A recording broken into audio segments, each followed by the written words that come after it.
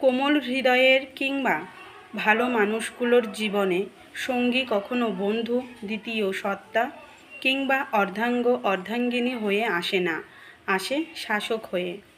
সংসার জীবনে যত রকম অশান্তি আছে তার সব কয়টা এই কোমল হৃদয়ের মানুষগুলোকে ভোগ করতে হয়। সঙ্গী হয়েও যখন শাসকের ভূমিকা পালন করে তখন শোষণ হওয়া ছাড়া আর কোনো উপায় থাকে না। সংসার ধর্মে যারা কোমল স্বভাবের, যারা শান্তিপ্রিয়, যারা কেবল ভালোবাসা আর গুরুত্ব পেতে চায়, মূলত তাদের শোষণ করতেই সঙ্গী শাসকের ভূমিকা পালন করে। দাম্পত্য জীবন কখনোই শাসন কিংবা শোষণ করে সুখী করা যায় না।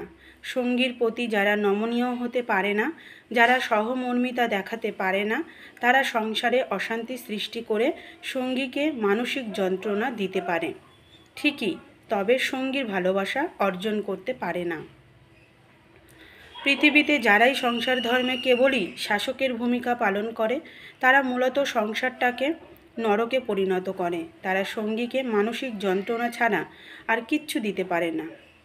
আর এই ভুক্তভোগী মানুষগুলো যখন তাদের ধৈর্যের সীমা অতিক্রম করে ফেলে তখন সংসারের প্রতি বিন্দুমাত্র টান তাদের থাকে না।